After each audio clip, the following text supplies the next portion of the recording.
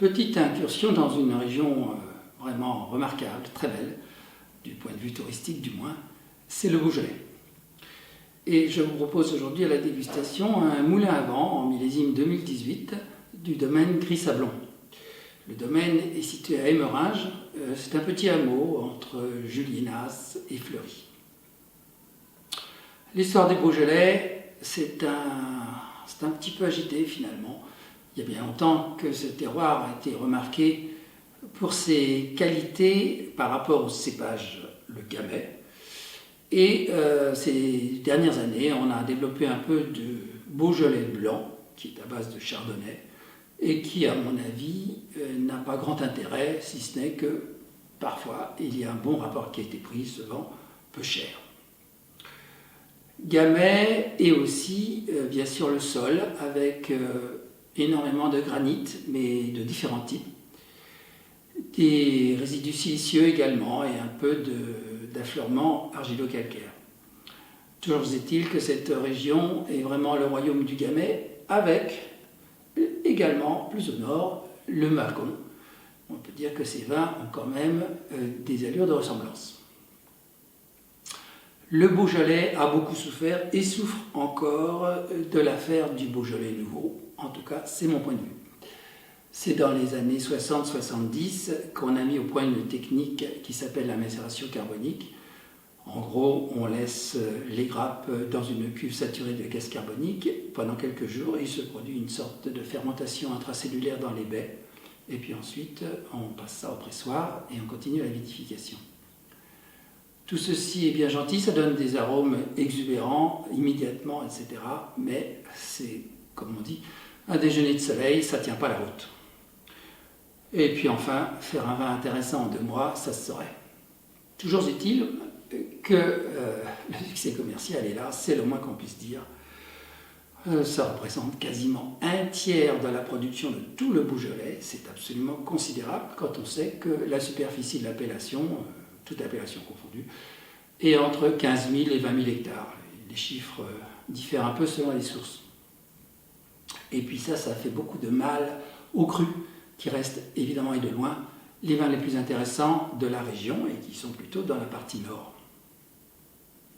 Autrement dit, pour ces gens-là, quand ils travaillent bien avec des petits rendements, eh bien c'est pas toujours évident d'obtenir des prix rémunérateurs.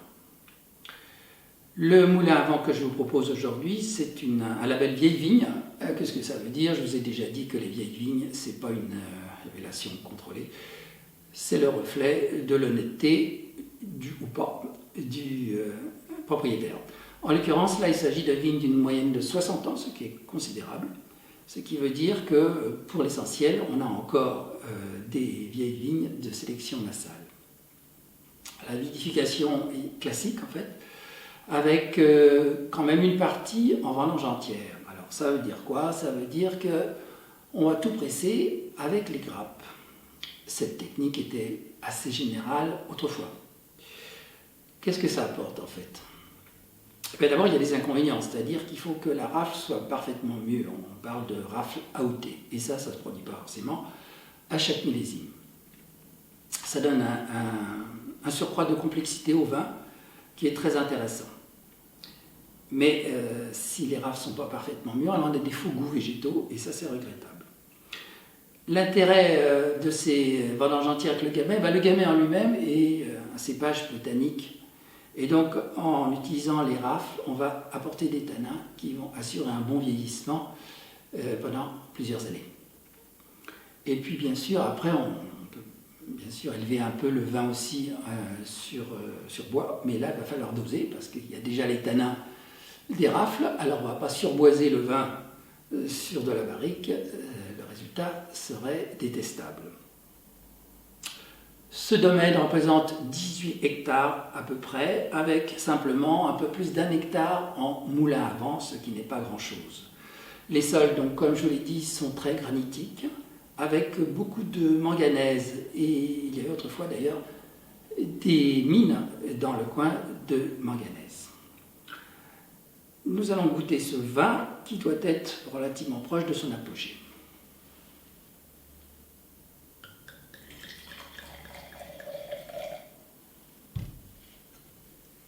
Belle robe profonde. Avec des nez intenses. Très floraux. Sur la violette, la mauve, la rose. Vous voyez, les robes sont quand même plus soutenues qu'en pinot noir. Hein. Le gamay donne plus de couleur. Des petites notes beurrées, très fraîches.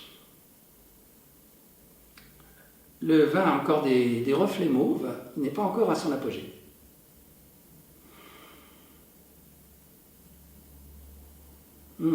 Très beau nez.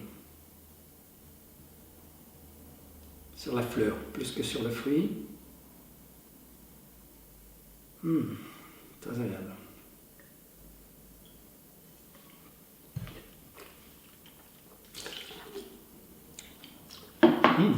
On a plein la bouche.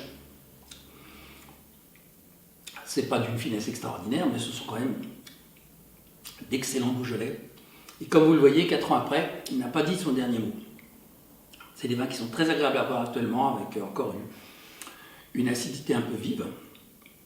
Et probablement que si on attend encore un peu, dans 1 an ou 2 ans, il va se mettre, comme on dit, à pinoter. On a un petit peu galvaudé cette expression. Pinoter, ça veut dire simplement que ça fait penser au Bourgogne à base de pinot noir.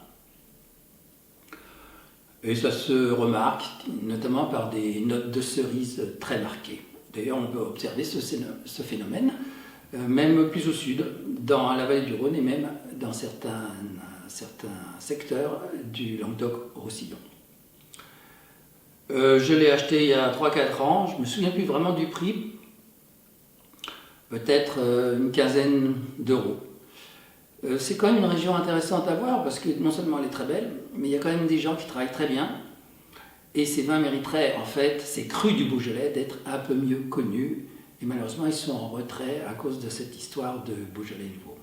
Voilà, à bientôt.